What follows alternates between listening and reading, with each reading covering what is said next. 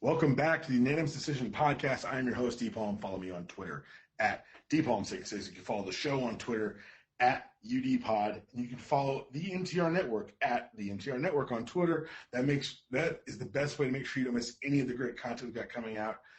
We cover everything from movies to television to video games, comic books, obviously sports, politics. We got science podcasts. Everything you could ask for under the sun, we cover it with our own unique light. Once you've decided how much you like us, put your money where your mouth is. Join the Premium Network. It's over 100 additional podcasts on a variety of topics. Chris is a dating show. It's behind the paywall. Trust me, it's amazing. I'm back there doing some comic book clubs, other things of that nature. But now that you're here, listening to all the entire goodness, make sure you subscribe in the iTunes store to this feed specifically. I know you're thinking, hey, it's not Monday. Why am I getting a show? That's why you subscribe to the feed. The main feed has a backlog of items. Subscribe to the UDPod feed to make sure you get the audio, performance-enhancing audio as it drops. Now, once you subscribe, leave us a 5-star review. Anything you write on a review will be read on the air. It's a policy across the network. And I'll be honest with you guys, we did the show. We recorded the show, and due to technological constraints, / the robots are coming for us. It didn't get up. Noises. Look, that's a long-standing thing with me. I don't trust machines, man. Like, no, we're talking seconds, but everything else, like, robots is a top 3 fear of mine. Yes. It's a top 3 fear. I'm afraid, and I'm not ashamed to say it. You've already heard our guest. You know him from Twitter. You can follow him on Twitter at @NataTheScribe. This man has brought to you some of the best sports programming you've ever seen. He's had a hand in it, and now he's here talking to me, which I don't know what that means for either one of us, honestly. What's up, man? No, not much, man. I'm trying to think of this as a meeting of the minds. This is like I said Sunday. This is like when Macho Man met, like when the superpowers, when the mega powers came together. That is what this is right now, D-Palm. This is exactly what this is, man. So, I mean, we had a great show. Now I'm but nervous you're gonna leave with the girl, and I'm gonna be saying Elizabeth, and talk about your jealous eyes, man. Man, look. There are entirely too many Macho Man promos we could go that we could fill up an entire 2-hour show with, but we can't necessarily do that because, unfortunately, like I said, I want them to leave 5-star reviews of your show in a positive light. I don't want to be like 5 stars. These guys just talked about Macho Man promos for 2 hours, and you know what? I'm dissatisfied. I don't want any of that. It's a Tuesday. I'm sorry. Yeah, it is Tuesday. I'm thinking it's a Monday. Yeah. No, it's not. It's a Tuesday. We're trying to keep this nice and light, and, let's just keep it going, man. So thank you for having me on, man, for real. Thank you for coming on. Thank you for coming on again. Let me just ask, like I asked last time, I'm asked now. You're someone who I admire because you took the passion that we all have, the passion that drives someone to create a podcast on a Tuesday or to download a podcast on a Wednesday. Thanks for downloading. Or to even just say, everything I like, the fantasy leagues, everything. Sports is a big market, and you were able to take that passion you felt and transform it into a career. How can you take us on a quick version of that journey? Quick version. Let's just say I start again, and for those that unfortunately missed this on Sunday and Monday, which is pretty much all of you, the one thing I would tell you is that I started listening in 24-hour sports radio in WFAN, Queens, New York. My father was a humongous Yankees fan, still is a humongous Yankees fan, and it was ingrained in me. I know that's a character flaw, but okay. I was there before the titles. I was there before Jeter. Yes, Jeter is my favorite athlete of all time. That's for another podcast. But more importantly, I took that love of sports radio. I tried to get in. I tried to do the things in Tuscaloosa. I went to school in Tuscaloosa, Alabama, historically black college called Stillman College. On the other side of Tuscaloosa, right nowhere near UA, there's a Piggly Wiggly and the projects and a basketball court that I only played in once. And there's only one reason why you would only play at a basketball court once in Alabama. I imagine it has something to do with the proximity to the projects. Exactly. And so the 4-year thing didn't necessarily work out for me. I decided to try my hand in culinary in Charlotte after living up in New York for almost 19, 20 years. They decided to move to Charlotte. So I decided, you know what, I'm going to live rent-free with them. Decided to do a little culinary, with my life. I went to culinary school. I did Taco Bell. I did bakeries. I did coffee shops. I did what have you. And then I made a decision when I was about 26, 27. I was tired of smelling like chicken. I was just tired of smelling like chicken grease after an 8-hour shift. So I went from there to going back to school, figured out it really wasn't necessarily my thing. So I decided, okay, I'm going to try one of these for-profit schools, for Carolina School of Broadcasting. Now, this is not one of those things I just did on a whim. This is one of those things I happened to do with a ton of research on. I wasn't sure I was going to even be doing it. But I signed up. I took out that $15,000 loan. I'm still paying that $15,000 loan off as we speak. But you know what? It's been one of the most fulfilling things I've ever done, because from that, I went on to intern at WBTV in Charlotte under Delano Little, Leah Rubertino, and a whole cast of other folks. For my reward, because I wasn't paid, I would get credentials to Charlotte Hornets games. From there, I went from doing that to meeting someone that decided, you know what, I think this kid is good. I think he's got a shot. Let me record a couple of podcasts with him. 4 podcasts later, he puts together a best of my best moments. Little do I know, and he needs a producer.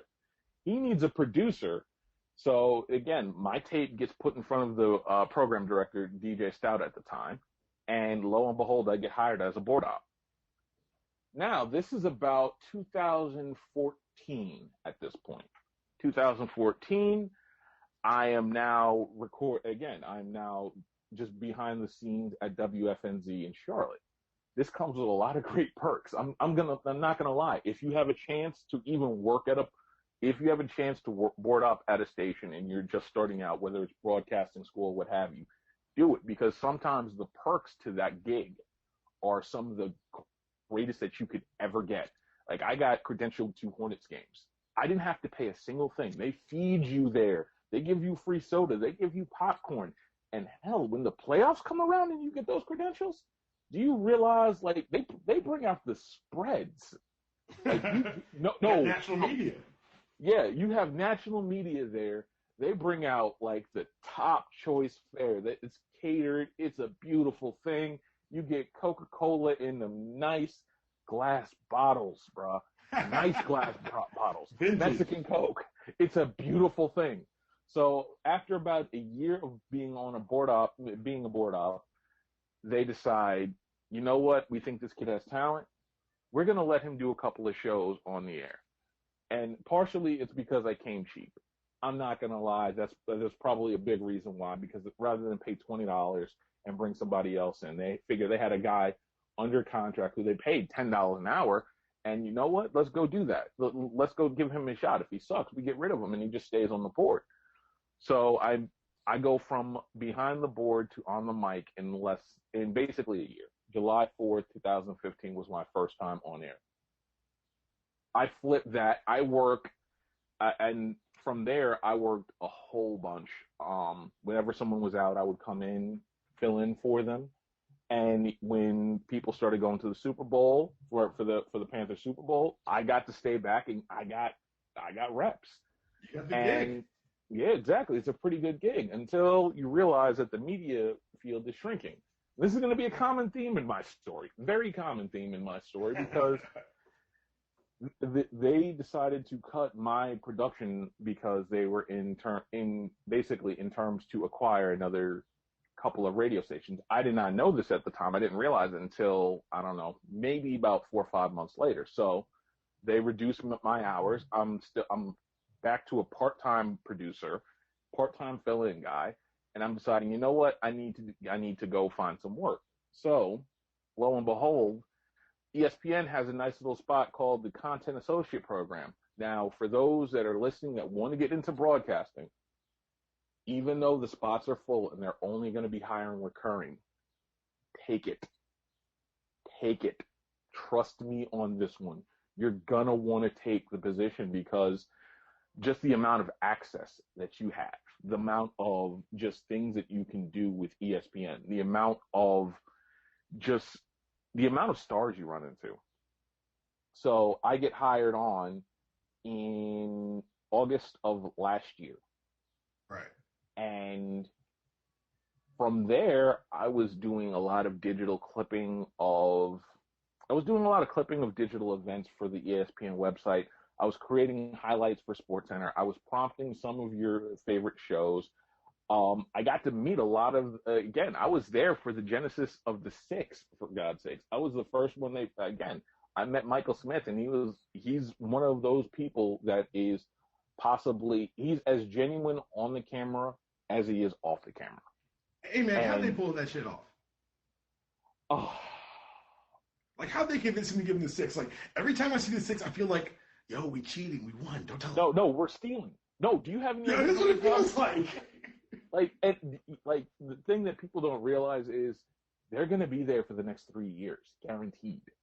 Like, they have a guaranteed 3-year deal. Like, so we're getting free money. We're getting the culture. We're getting what people love about this. Again, what people loved about his and hers, but we're getting it in a much, much bigger fashion on the Six right now. And I have no idea how they did it. But all I know is that those are some of the two hardest working people I know. The producer, Jasmine Alexander, one of the most meticulous people I know coming from there. Great people. I could not have had a better bunch of producers to work under, quite honestly. Like, how they managed to do that, how they managed to just create something for the culture. And I cannot speak highly enough on the Six as they have. I mean, the Different World intro. I mean, we talked about it on Sunday, and I mean, I knew about that 2 weeks before. 2 months before it came out. Like, I'm sitting there having lunch with Michael Smith. Mind you, he knows about my culinary background, so he's like, "Okay, why don't you pick out my lunch for me today?" Now imagine. That's dope as hell. Now, yeah, that's dope as hell, but it's also nerve-wracking as hell because you don't want to screw up and give Michael Smith something he hates. So I'm like asking him questions and going along with it and this and that. And I'm like, okay, I see because the one thing that gets mentioned a lot, but that you'll see mentioned a lot, but you won't see it mentioned a lot, is the ESPN cafeteria. Now, mind you, the ESPN cafeteria is also like one of the perks of the job, because at some point you will have udon noodles break out of there. They have a sushi bar down there, bro. They have salmon burgers. You can get your own burger done mid-well down there, done right. They got pizza, everything. So mind you, just picking out. So you can imagine my trepidation on picking out a meal for Michael Smith. Like, you could have just imagined. Like, I'm just dead nervous because, again, this is Michael Smith. This is. Like, I've seen him on PTI. I've seen him on his and hers. I've seen him on everything. And it's like, dude, I'm meeting Michael Smith. Like, you can't fumble. No, you can't fumble. You cannot fumble. And the fact that he is still, like, he'll still check on me every now and again, see how I'm doing. Like, seriously. Like, that's literally, I couldn't have a better mentor, another better mentor. I have tons of mentors in this game. And the fact that I can count Michael Smith as one of them, dude, I'm pretty blessed. I'm not even going to lie. That, like, my life is a shit at times. I can't, like, I hate to be that braggadocious guy. Well, no, I don't. Let me stop. You got a lot of kicking, man. You good? Yeah, but still, I'm just saying, this is one of those things where I am like I said, I have been very, very fortunate in my career thus far. And even though as of April 29th, I am basically a free agent, and pretty much like anyone that wants to hire me can pretty much do so at this point, then you know what? So far, I can't really complain about my career thus far, and I know there's more to come. It's the best, man. Not only that, you come out with, like you said, the relationships, the experience, and I can't lie, that patch on the jacket that says ESPN Alumni, that counts. That it does. That does count. That counts a lot, quite honestly. Like that. Well, let's talk. Well, you know, you're someone who like I said, like you cultivated that passion. I think it's the cool as hell that you listen to 24-hour sports with your dad, and now you got to put your hand in it because it has kind of grown into this industry. You see some of the bounce back, like you said, with the recent spate of cuts, ESPN, but real natural grassroots passion for sports is what really fuels it all. And we're seeing an object lesson in it in Nashville right now. I don't know how into the hockey playoffs you get. Me, myself, I'm a big hockey guy in the playoffs. I don't follow as much of the regular season because we lost the Thrashers, but I like to go. I don't blame you. I don't blame you for being mad about the Thrashers. I don't blame you about being mad about the Thrashers at all. Matter of fact, like if you think about it, who do you think was more upset? You or Evander Kane? Like Evander Kane had to go from there to Winnipeg, and then from there to Buffalo. Look, man, and it's crazy because it's such a great product. Like on in and of itself, like going to a live hockey game. If you guys have never done that, and there's one in your neighborhood, one in your area, go do that. Just go catch a game, any game, because it doesn't translate to television for some reason, but it's so exciting to be there in person. The rink is much smaller than you think, and the guys are moving much faster than you can ever communicate. It's one of those sports that TV does not do an accurate translation of. It doesn't. It doesn't at all. Because I used to go to Rangers games and Islanders games as a kid. And this is how cool it was. This is how blessed my life was to a degree. We had field trips to hockey games on the weekend. Like, we'd have field trips. Like, you could get signed up. Man, see? Like, again, we'd go to Nassau Coliseum and catch an Islanders game. And it's just like, okay, this is cool. And I didn't realize that other people didn't necessarily do this stuff until I was like 20. So you look back like, oh, I did have a dope childhood. Well, something that's really caught on now is this Preds thing, and of course, Stanley Cup Finals is a big deal. But I got to tell you, man, I was in Nashville in January for an NXT show, and I was talking to my friends like, yo, maybe because the first night I had nothing to do. I was like, let's go catch that Preds game. He says, nah, we got to plan for a Preds game. I'm like, what do you mean? He goes, you can't just walk up and buy tickets. And that's something that they've really kind of trained even the Southern audience to get behind this. And people say, oh, you can't do hockey in the South. You can if you engage your location. Your audience. Exactly. It's all about audience engagement. It's all about audience involvement. It's all about audience participation from what I've seen. I saw Game 7 last night. It was a beautiful thing. It was absolutely – I'm sorry, Game 6. I'm sorry. No, it was Game 6. It was a closeout, so it felt like a Game 7. And the crowd was hyped buzzer to buzzer. Exactly. And it's just like you have – when you have that kind of hot crowd – especially in the South, and this is why college football is always going to be the king in the South, because you have that kind of audience participation, you have that kind of audience engagement, and you have the tailgates and everything else like that. That's why college football is king in the South. But what Nashville did, and what Nashville and what the NHL offices need to go start poaching each and every one of those guys is to find the audience, find the flavor of every different crowd, especially in the South, especially in the Florida Panthers and the Tampa Bays and the Dallases of the world. Find a way to replicate that, because there's a way to replicate that and get to eat each individual flavor and not have it so homogenized to where people of all colors and races, and I don't want to sound all rainbow coalition, but at the same time, it goes back ironically to the 6th, is that we find out that, hey, black people want to like hockey too. We find out, hey, let's do this, let's do that, let's get that. Again, the black dollar counts as much as the Latino dollar, as much as the white dollar. Right. And that's one thing that Nashville has managed to figure out, and found a way to at least be very inclusive in that matter. And unfortunately for hockey, they're not as inclusive, and a lot of it goes to promo. And a lot of it goes to just selling their stars, which I know we're going to talk about later, isn't just the NHL's problem. Right. I think another issue with the NHL is the lack of the ESPN contract. Because a lot of casuals, that's how casuals absorb sports. And because ESPN has a contractual agreement with the NHL, they're at a less of a premium. You know what? I hadn't thought about this before. But if you go look to an Atlanta United game, first of all, they sell every game.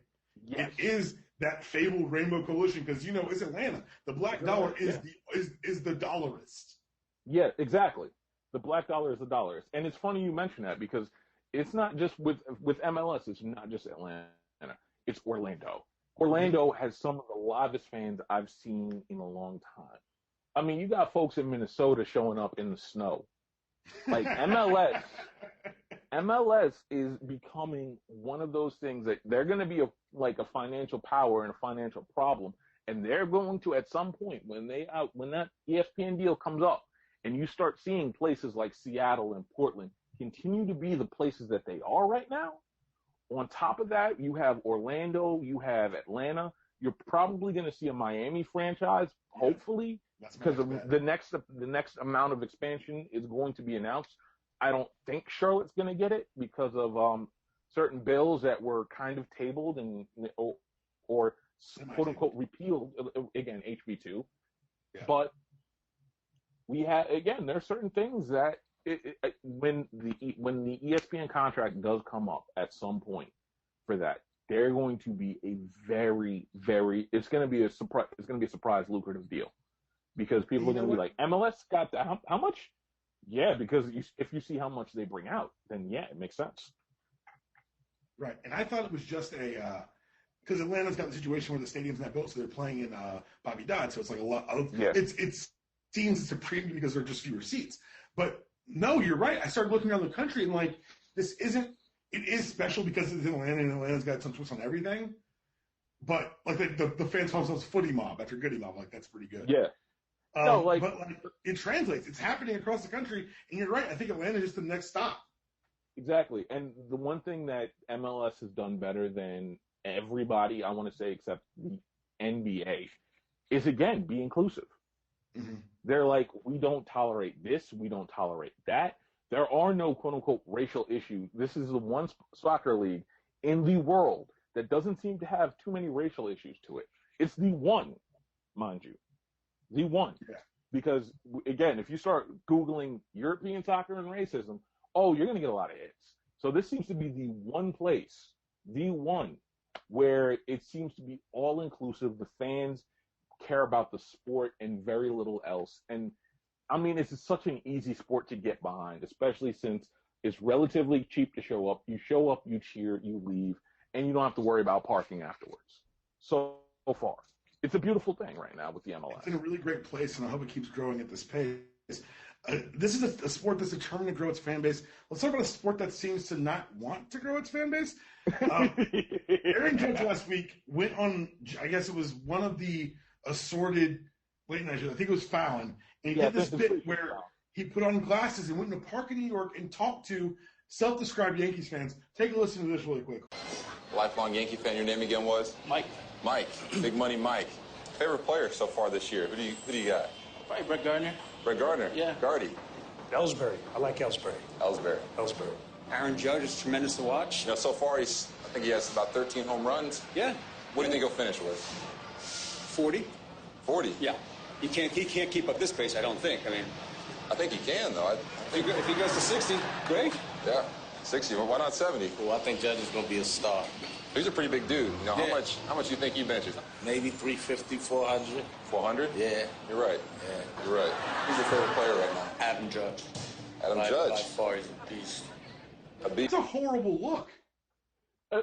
First things first, as a Yankee fan, I want to excommunicate every single one of them for not knowing who Aaron Judge is. The man leads the league in home runs and RBIs, and we're talking about like you don't know him. The man is 6'8", 270. How do you not recognize him in New York of all places?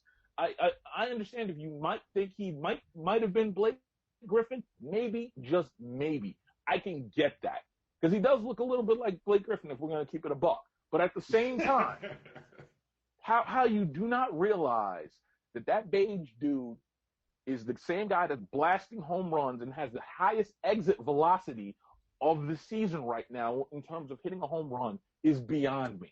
And it's insulting at this point. I'm more mad at the fans than I am at Major League Baseball, which is a surprise here. Well, yeah, the fans are bad. I'm not going to lie.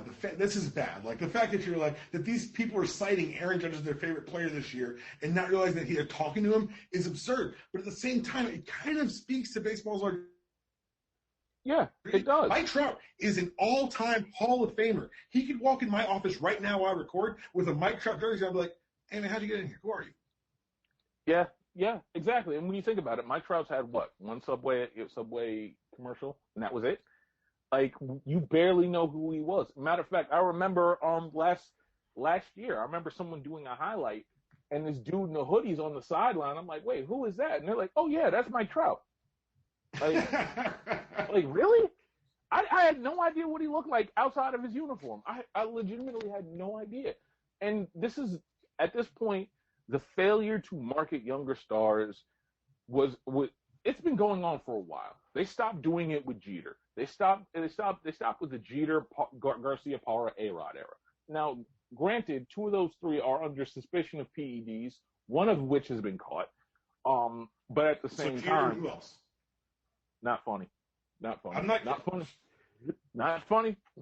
Again, I will say this about Jeter. I will say this about Jeter, and I will leave it at this. Do I think he took steroids? No. Do I think he took speed and amphetamines? Absolutely. Well, they all did. That's not a fair comparison. No, of course they did. But again, I don't think he did. I don't think he did steroids. I will go to my grave believing that until he proves me wrong, and you'll see me crying on Twitter. But more importantly, I mean, it goes back to the Andrew McCutcheons. Let's be real. Andrew McCutchen was never marketed properly in Pittsburgh. Never marketed properly. Curtis Granderson, another one, never marketed properly. The only guy that really you could say was marketed properly was David Ortiz, and he's more of a self-made guy. And the biggest thing is he happened to play in the biggest media market known to man right now in Boston. Right. Like, literally. Like, that's the crazy part about all of this. He failed first. Wasn't he a kind of a bust in Minnesota? He was a bust in Minnesota, and then he magically got good. How? I will have no idea. I'm not going to intimate steroids because he seems like the type that would try and sue me like Albert Pujols. So therefore, I'm going to leave that alone. But what I'm going to say is, like, he had a magical run in Boston, and he's like the last big baseball star. Like, when you think about it, the last properly marketed guy. Like, he was what Sammy Sosa would be if Sammy Sosa didn't lose his mind. If he still learned how to speak English. Yeah, well, no, that too. Then again, we're really honestly like a PED bust away from David Ortiz failing to speak English as well too. But when you think about it, the last ambassador is David Ortiz. There is no ambassador for Major League Baseball right now. That is a humongous problem. It's a gigantic problem, quite honestly. Oh, and to your point, they did a Q rating of the 50 most popular athletes in America. Only 2 baseball players made it, and it was Jeter and Ortiz. They're both retired. You're right. I can't deny it. I can't argue with it. And I think it's going to be a problem as baseball threatens to be overtaken by not just the MLS, but MTV is the challenge. All right. Yes, the 5th official major sport in this country. Amen to that, sir. All right. I forgot how much I hate Lolo Jones. Anyway, let's talk about a situation where it's gone from, I think, a governing body doing not enough to an area where I think governing body really has no power. We've all heard the recent allegations at Baylor. And when I say recent, I mean the ones this week. It gets worse and worse. We're talking dogfighting, gang rapes, harassing women who came forward so that they go away. Like, this is textbook small town, big problems. And in keeping with that same story, the local police continue to turn a blind eye. You've seen calls for the NCAA to have a death penalty, to take away scholarships. Do you agree that this is bigger than the NCAA? I think this is a federal issue now. No, this is a federal issue. This is absolutely a federal issue. The only problem is, I see both sides of it. Yes, you want the NCAA, who is known to basically give out the football version of parking tickets by basically getting rid of kids. Like, they're Barney Fife. They want Barney Fife to make the big federal arrest. And I understand why they don't, but at the same time, I do understand. Personally, I would love to see the NCAA with as much legal evidence as they have to slap show causes on all those guys, saying, you know what, at minimum, y'all can't earn for 2 to 3 years. But that's as far as I want it to go. And you've seen me say this on Twitter before. I want Waco investigated. I want the Waco PD investigated because there's too much of this that has gone on where the Waco PD is not being investigated. We're having all these threats of Exactly. It's a pattern. You can't have the local PD basically looking out for, basically being a paid watchdog of the Baylor football team. You can't. There's no way you can have that. And to be quite honest, like, if we really think about it, Ken Starr got off light. Surprise, surprise. Art Briles got off light. Surprise, surprise. Kendall Briles, who is out there in Florida Atlantic with Lane Kiffin. Him and Lane talking about sand together. Like it's just absolutely absurd how many guys got off with slaps on the wrist. And to be quite honest, I would love to see show cause penalties. Because if you're gonna talk about ruining a woman's life or aiding in ruining a woman's life, which they have done to multiple women right at this point, then we at least have to get them to stop earning for a little bit and let the feds take over. Let them sit there, lose money, and then have to pay money on legal fees. That's the minimum I want to see done to them. And I don't want to make this scene, and this is what always happens with these cases, with the Baylor case, is we talk about Baylor, and I'm not saying you do it, but I've seen it happen nationally, where the conversation becomes focused on Baylor. This is a problem in Athens, in Tallahassee, in Gainesville, in Columbia, in Tuscaloosa, in Knoxville, in Ann Arbor, in Columbus. This is a problem in any place where the well-being and financial fluidity of the town is tied inexorably to the college football team. The difference here is this is a town that's not used to these problems. This is a town that just got good at football. So all these big program problems, they're not equipped to deal with them. So they're handling them like small town cops. Also acting like small town cops is the Texas State Legislature. And I'm going to preach on this for a few seconds. Bear with me, because you mentioned HB2 and it brought this back to my mind. Texas continues to march towards signing an incredibly oppressive anti-transgender bill aimed at students, aimed at athletes, aimed at children. It says, and I quote, "The amendment outlining the policy requires transgender students at public and charter schools to use a bathroom corresponding with the gender on their birth certificates or make use of separate single occupancy bathrooms." Now, I know what some people are going to say. That's not asking for too much, and whatever pushback. That's what I've noticed. Anytime.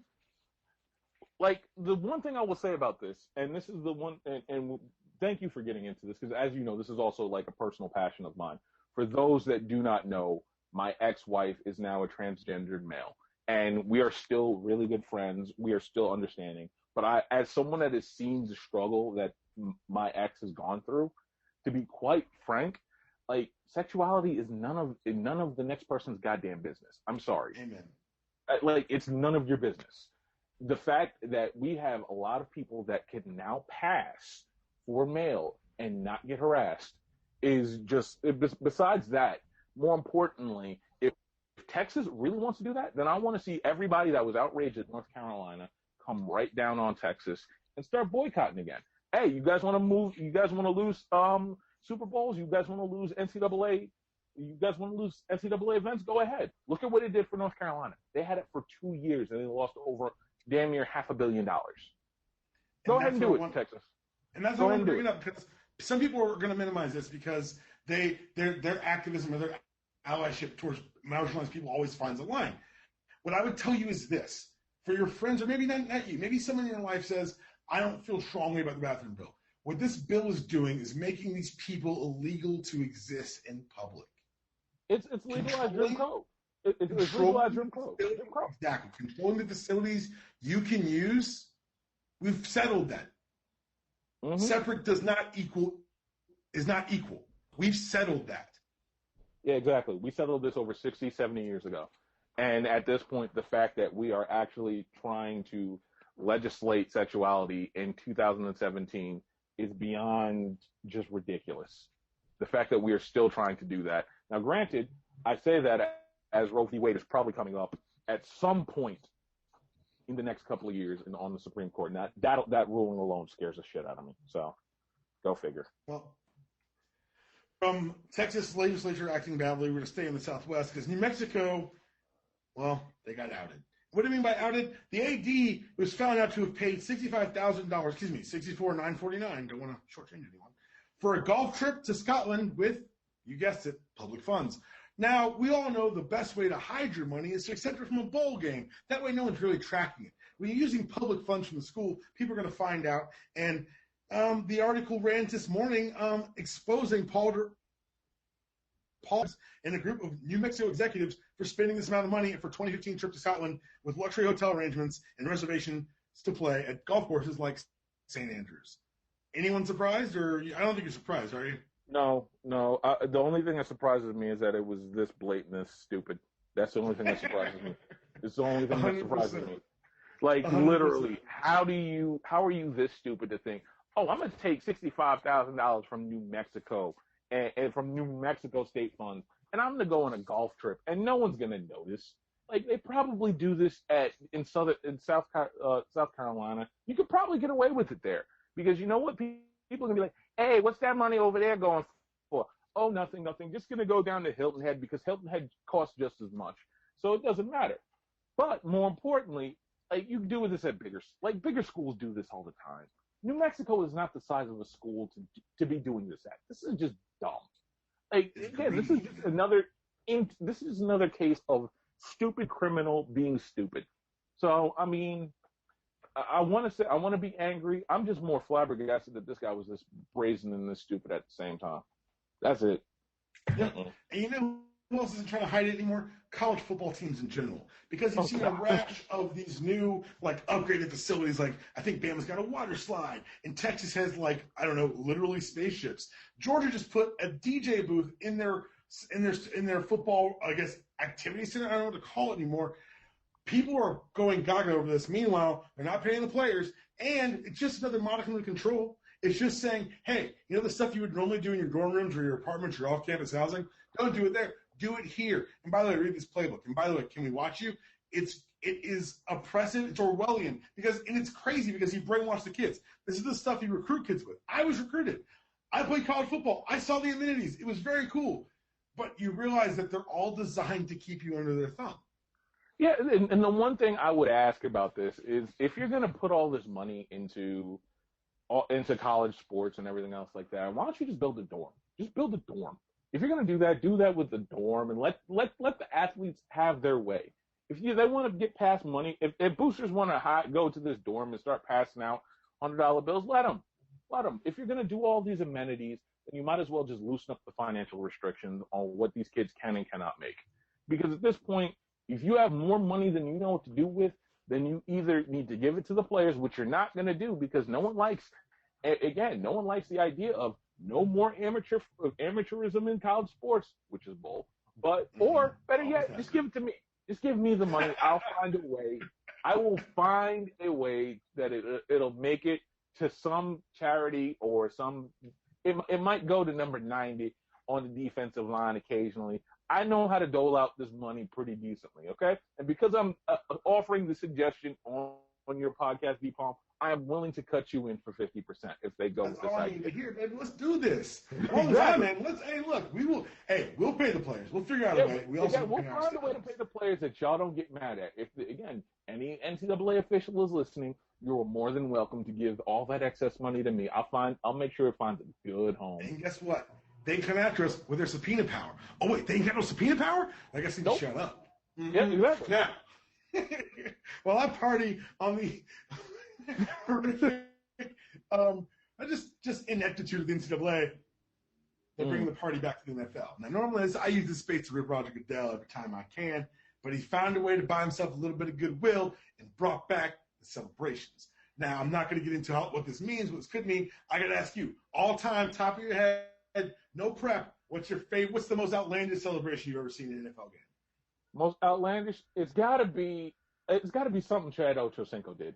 It's got to be Chad Ochocinco. And by the way, while I'm on the topic of Chad Ochocinco, Mr. Marvin Lewis, thank you for saying that that dancing after celebrating it in touchdowns is a bad example. You know, it's also a bad example. Montez Burfict trying to cripple a guy and break his ankle. You know what is also a bad example? Giving a woman beater who basically broke a woman's jaw on camera a second chance.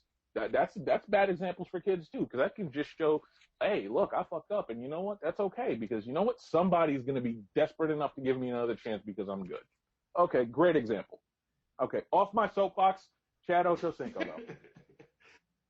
I gotta get the Joe Horn. I hate the Saints. I hate the Saints. When Oh, Joe you mean Horn cell pulled phone? that cell phone, when Joe Horn pulled that cell phone, bro. The cell phone. Look. The cell phone is definitely, yeah. The cell It's phone. on the list. It's got to be. The It's list gotta is be top on the list. It's got to be up there, man. I don't know. I'm excited to see what this new batch of dudes is going to do. These young kids are creative. I need them to stop with the blonde mohawk nonsense. I know. Man, let Odell Beckham live. Let Odell Beckham live. No, I can't. I understand that. I understand that you're a Georgia fan and he's an LSU guy, and I know. It's not even about that. It's just that I can't relate to these dudes with the blonde mohawks. It feels like that was the second time I felt really old. The first time was on Thanksgiving, no kidding, this year. Some kids were walking around and hit my mailbox with a bat, and I yelled, "Get off my damn lawn!" And I meant every syllable of it. See, hold on. Now, if we're gonna break down why you feel old on that one, the second example is justifiable.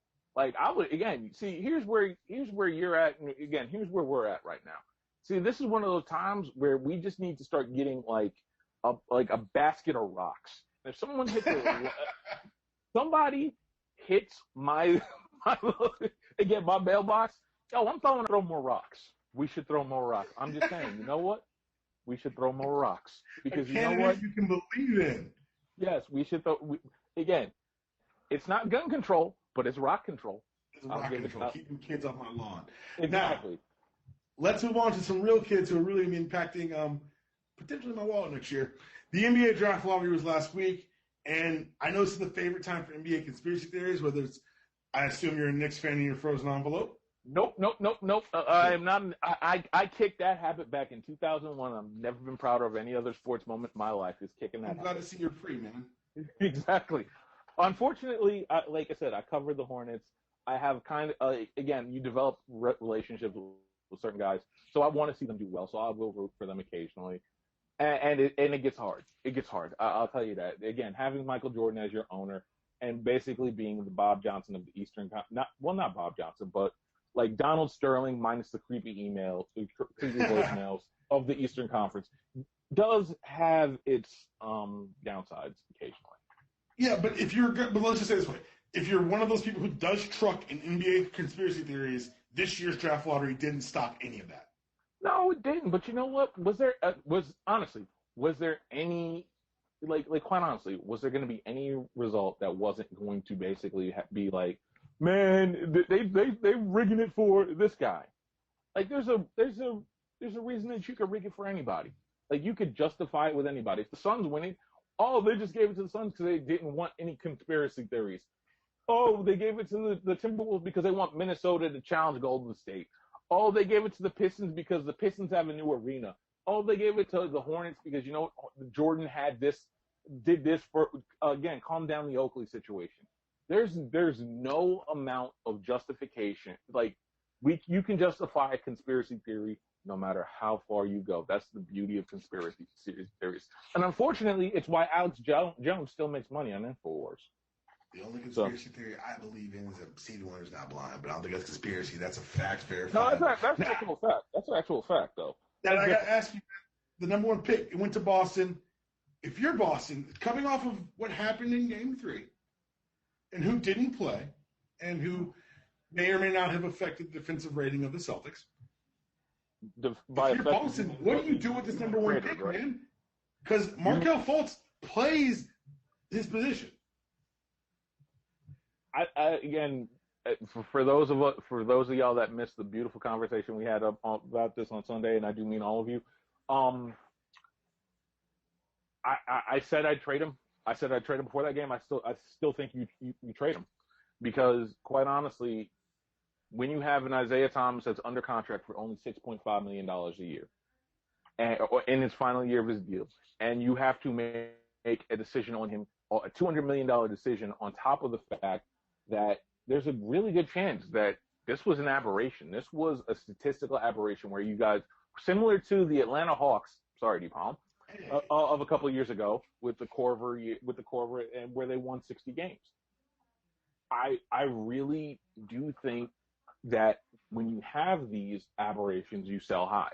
You sell everything that you can that's not considered necessarily a high value target or someone that you want to retain.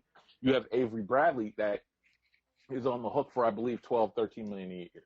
You have Marcus Smart that comes up and I believe at least a year, if not two. You have decisions to make on these guys. And if Marcus Smart is going to continue to show out, maybe, just maybe, you trade Isaiah Thomas and allow Marcus Smart to take over that point guard position, and you go somewhere else outside of Fultz. Maybe you go a Jason Tatum. Maybe you go a Lauri Markkanen.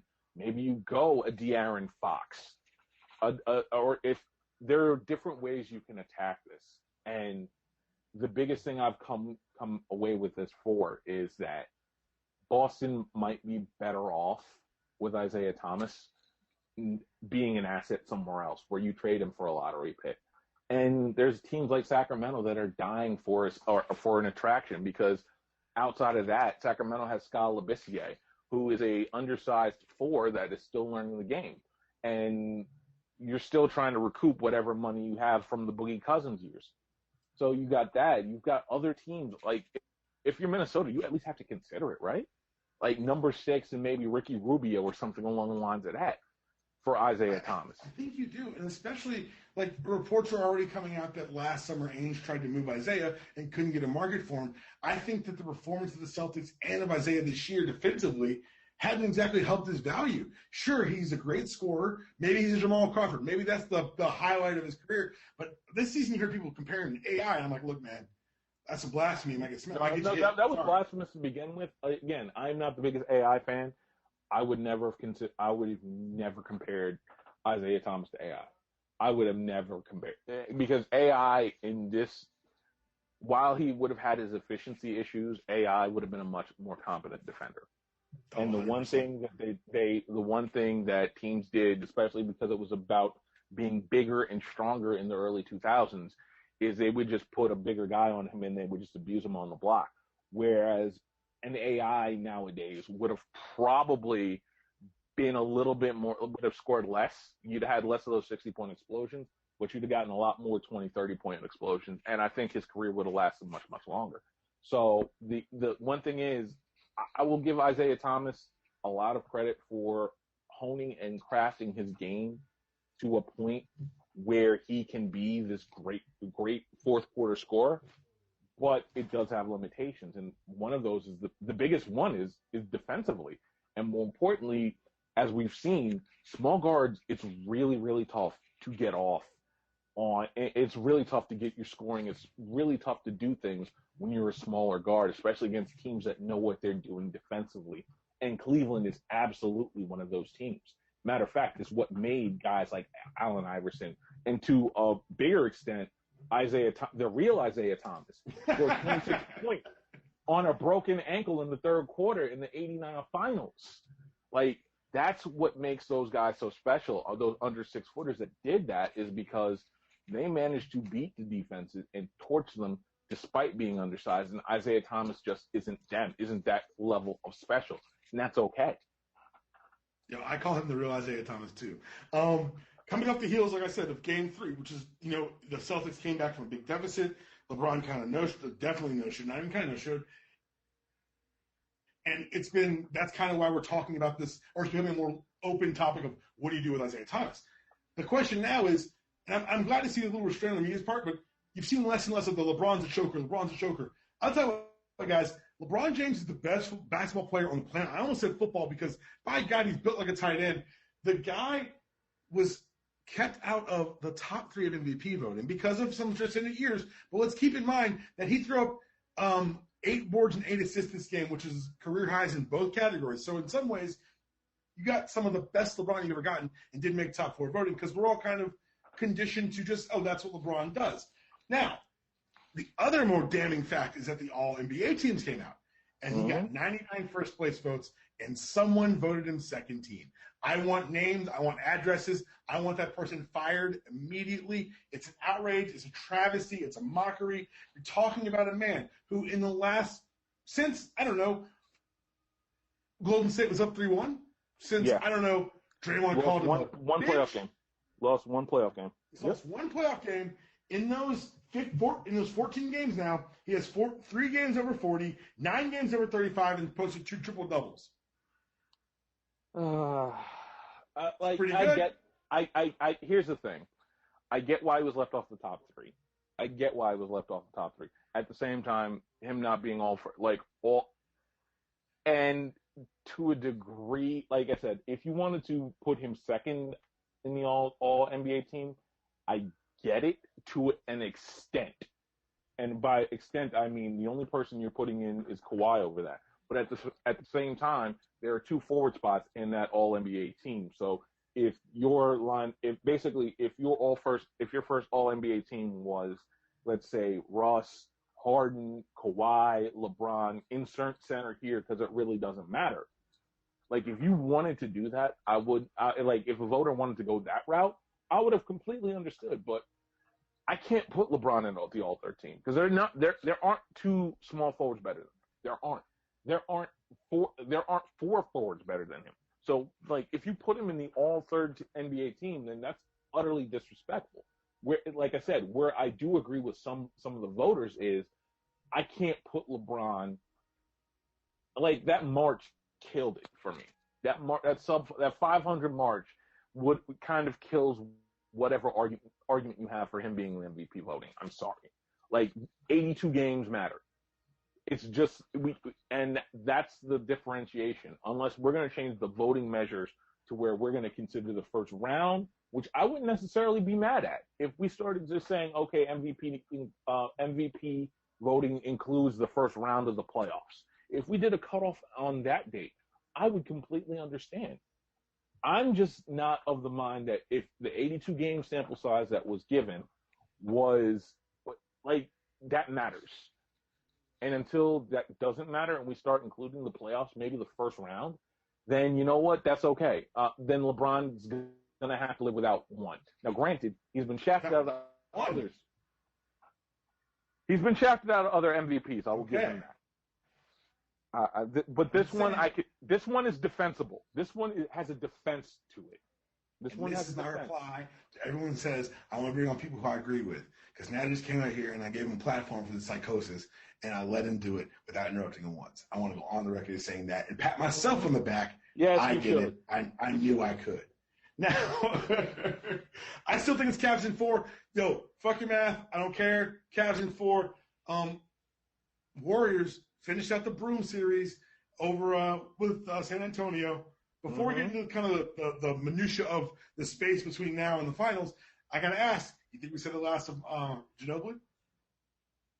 Yes, and honestly, I love the platitudes for him. I do. I think he's probably the greatest international basketball player ever. Man, aren't you? He's literally one of the greatest. But the one thing is, I just can't forgive him for bringing the flop over here. I can't. Yeah, he didn't bring the flop. Vlade brought the flop over here. Brought the flop. Well, no, fine. Vlade brought it over. Manu mastered it. Okay, look, don't get mad at him for mastering it. Whoa, that's a whole conversation. No, like again, Vlade imitated the darkness. Manu was born in the darkness, D-Palm. That's what I'm saying. You're All welcome, right, so knee-jerk Hall of Famer? Yes, absolutely. Absolutely. There's no chance he's not a Hall of Famer. Like, I will fight anybody that says he's not a Hall of Famer. And what really bolsters this case is the fact that it's not an NBA Hall of Fame, it's a basketball Hall of Fame, and this guy is Argentinian basketball. He is Argentinian basketball. He's the best international basketball player we've ever seen. Period. Most accomplished. Most accomplished, yeah. Most accomplished international basketball player. Like I get why everyone would say Drazen Petrovic. I get why everybody would say Oscar Schmidt. I get why people would say Arvidas. But when you start thinking about what he's done, 4 rings, couple of 6 his NBA career is inassailable. Yeah, like when you add that and the fact that he's the sole offense every Olympic Games for the Argentinian basketball team, and he was doing work late in his career with them. Again, to me, it's a no-brainer. He's the greatest. He's the most accomplished international basketball player this world has ever seen. period. He's the only country to claim a gold medal post-Dream Team era in the Olympics is the Argentinian team that was spearheaded by Manu, man. It's really something else. All right, so the Warriors are done in the West. They look better. They're playing some of the best basketball I've ever seen. But we've got some rumblings out there that Kevin Durant, is a coward. What is this? This, like, people don't understand that when you take a gig like that, like, you can't fail. I don't think people realize, like, I understand people have their little cushy jobs where, okay, you're allowed to screw up here and there. No, Kevin Durant can't screw up because there are people like this on Twitter that say he took the easy way out. And it's funny you mentioned that. I have a piece out on Dime Magazine tomorrow that should be running tomorrow at some point about this. That this is my issue with ring culture. And that's where I blame most of this, is that ring culture has basically forced us to say, if you don't win a championship, you ain't shit. Unfortunately, that's the way this is gone now. We can't have this where you can't essentially have this where we eliminate context. I mean, Barkley went through it. Again, think about it. What's the one thing you think about Ewing, Barkley, and Reggie Miller besides shut up, Reggie? They were born in the wrong decade. Exactly. No rings. No rings. And we eliminate all the context. I mean, Patrick Ewing had 5 seasons of 50 wins from 1999 till 2000. Ask me how many 50-win seasons the Knicks have had since then. I'm leaning towards 0. No, you're close, though. It's 1. Oh, they did get that one recently, didn't they? Yes, they did. Carmelo Anthony and Jason, what was left of Jason Kidd and a whole bunch of vets, and Sheed, by the way, but on that team, by the way. But that's what I'm saying. You have a lot of different characters. Again, people don't realize how hard it is just to get 50 wins. People don't realize how hard it is just to get three rounds deep in the playoffs. We don't appreciate the context. Hell, we remember Tracy McGrady for carrying all those bullshit Orlando Magic teams and those horrible Houston Rocket teams. And what was the common refrain on him? Can't get out of the first round. It wasn't his fault. No one else came with him. He had horrible supporting cast. We have to factor context back into these discussions, because when we don't, and then these players see this lack of context in discussions from fans and media, all alike, you can't get mad at these guys for taking the quote-unquote easy way out and seeing and having it affect their dollars in the long run. Like, we can't have that kind of discussion anymore. We got to bring context back in, and I know that's hard to do with 140 characters and little sound bites that carry on for no apparent reason, but there's a way to get context back in these discussions, and I think we need to do it, or else you're going to start seeing these super teams, and it's going to be like Judge Dredd almost, or Escape from New York, where you got these mega powers on each corner of the globe, and everybody else in the middle is fighting for scraps. But again, this is my issue. So I can't call him a coward. I can call him being smart. I can call him saying, "Look, y'all gonna leave me alone one way or the other," and I chose the I chose the quote unquote easy way, which isn't going to satisfy you, but you know what? But it's going to satisfy me and my wallet. You're right. And the thing about it is, everyone points to the easy way. Guys, first of all, it's winning a fucking NBA title. There is no easy way. No. Second of all, what does any great player do? They put themselves in a position to win. They put themselves in a position to be the most successful they can be. Anyone who wants to say he's a coward, if you get offered a better job, you better not take it. Like, pay me more. Exactly. You're a coward. It's the easy way out. You know what, D-Palm? I'll put it this way. Let's say you work at some indie software firm and they're paying you $90,000 a year. Okay, cool. Google comes along. They'll pay you a little bit less, but the culture's better. You get better food. You get better amenities. The benefits pay better. You taking that Google job or not? Dog, it's not even that twisted. Hey, guess what? Your job is you're the weekend producer on a couple shows. These guys go to the Super Bowl and they ask you to step up. You gonna say, I'm taking that. I'm taking that tomorrow.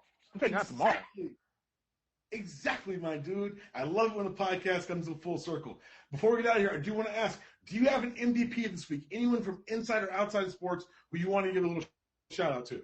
MVP this week. Oh, wow. That's a tough one. I really wish I'd have thought, you know what? No, you're good. You are the MVP. You know what? You are my MVP this week. You know why I do? Because we got to do this show twice. Twice. And I think the second time was better. Exactly. And it's a vastly different show from the first time. Vastly different show from the first time. So y'all got a better show. You're welcome, America. International. I don't hate now. If y'all are overseas, listen to me. Please keep downloading. My MVP of the week is Jinder Mahal of WWE fame. This is a gentleman who, and if you follow wrestling, you'll be right with me. If you don't, I'm gonna give you a quick primer. This is a guy who is affectionately referred to as a jobber, someone to go out there to make other guys look good. Recently, the WWE is pushing into India, so they wanted to have someone of Indian descent as one of the faces of the company. He got his opportunity. He stepped through the door, and for the first time in WWE history, an Indian American man is the world heavyweight champion. He's the standard bearer for the company, and people going into the build of the match said, "You can't give him the belt. You can't give him the belt." I have seen with my own two eyes an outpouring of Sikh and Indian descended people saying how nice it is to see someone that looks like them holding the belt. Representation matters on every level. Yes, it tells the kid who loves it but thinks he can never do it, damn it, you've got a shot. And that's why I tip my cap to Jinder Mahal, because like we just talked about, when they give you a chance, you don't say, why me? You take the chance. Yes, you do. You gamble on yourself. You gamble on yourself every single time. And if Jinder Mahal again, no words. Nata, we tell them where to find you, man. At Nata the Scribe on Twitter. Again, I will be putting out my. I'll be retweeting whatever it comes off the Don blog. I'll be doing that. I'll be doing other podcasts. I have no idea what. And again, maybe, just maybe, I may be coming back on this podcast a third time. Maybe just for a completely different week, though. That'll be it, though. But outside of that, at Nata the Scribe, thank you again, D-Palm. Thank you for having me again, man. I appreciate this so much, dude. Oh, you're coming back. You don't even know yet. You're coming back. Don't worry about that. I've got plans for you, sir. Don't you worry about that. You ain't gonna worry. You don't lack for places to speak your mind. You will not have that. I can promise you. This again, I am D-Palm. Follow me on Twitter at DPalm66. Follow the show on Twitter at UDPod. If you're going to talk about the show on any social media, use the hashtag UDPod. I make sure to say thank you via our official Twitter account. Follow the entire MTR network on Twitter at the MTR network. I think that's about it. Next week, we've got another great show coming up for you as we head towards the greatest season of them all, LeBronica.